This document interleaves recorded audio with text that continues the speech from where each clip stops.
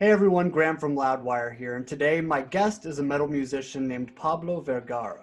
You can see Pablo in the new Netflix documentary Crime Scene, The Vanishing at the Cecil Hotel, which explores the mysterious death of Elisa Lam. Her death was ultimately ruled an accident by investigators, but not before Pablo was targeted by a gang of internet sleuths. Today I spoke with Pablo, also known as Morbid, for a deeper talk on what happened. It all started with me just posting a video of myself just in a bed in the hotel. So these web sleuths or whoever they are, they found that video online, even though the video is dated like 2012, like 1 year before. So they went to my Facebook pages, my band ones, everything, and they just started stealing everything from there. And they were just like, oh yeah, he did it, pretty much. And, everything just snowballed from there. Even though the disappearance happened in 2013 and your video was uploaded in 2012, they still thought that it was you. Was it plain to see that your video had been uploaded an entire year before this woman had gone missing? I mean, when you access YouTube and you see your videos there, you can see the dates. They didn't care. I mean, I still don't understand why will they tie me into that.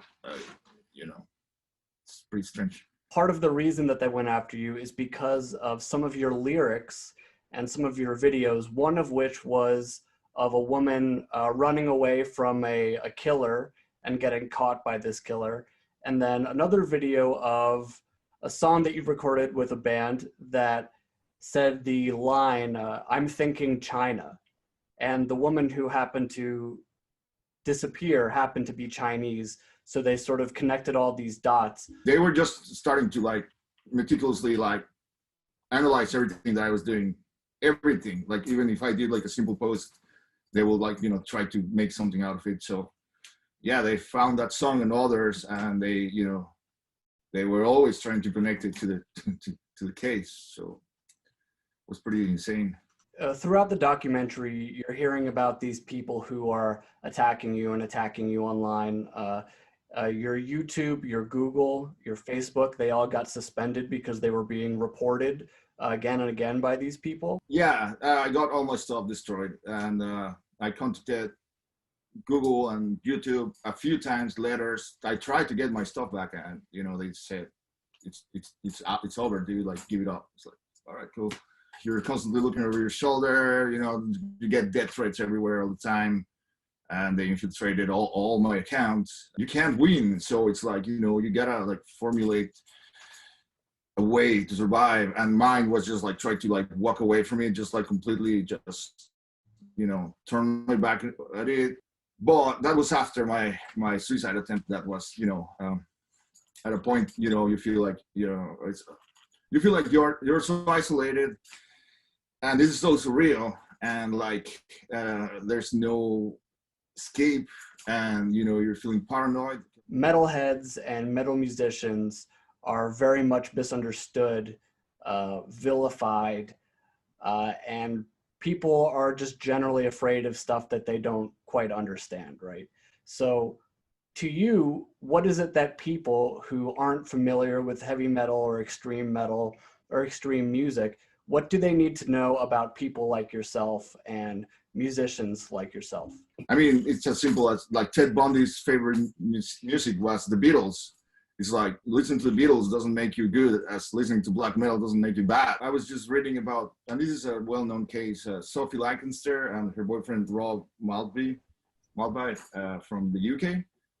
They get savagely beaten, and she dies. She's only 20 years old, and they do that just because she's looking goth, because she's wearing goth makeup and dark clothes, and they kill her. People need to wake up, and I mean, we're losing lives, man.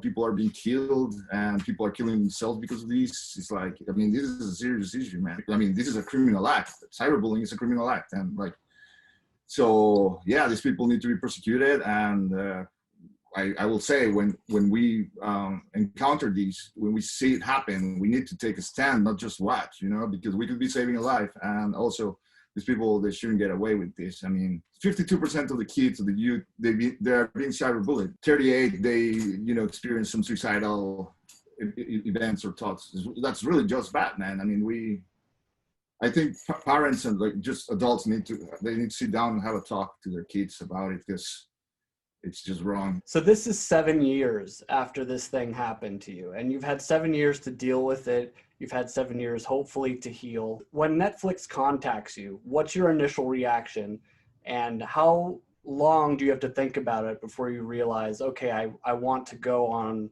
the record and really clear my name on this giant platform? Well, it took a while for them to convince me. I just figured, man, it's something that's going to follow me all my life. And like,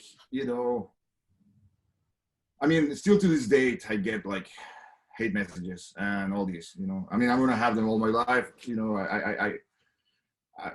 I'm okay with that now.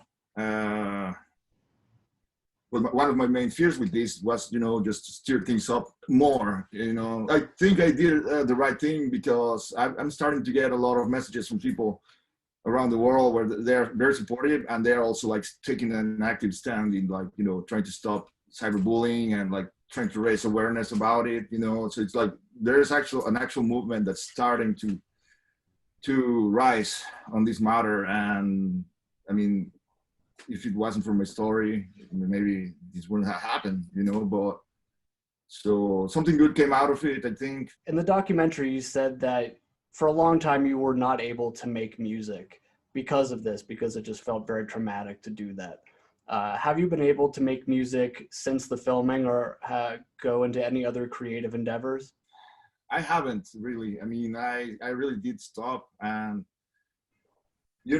sometimes I even think to myself, like, but like, dude, like, I've been doing music all my life since I was 16. That's what I did. I was a professional musician. I had a label, I had management, all that stuff. I line up in Norway, all this stuff, and then it just stopped. And I was, I'm trying to get back to music, and I'm working on that. And I do have a lineup here in New York.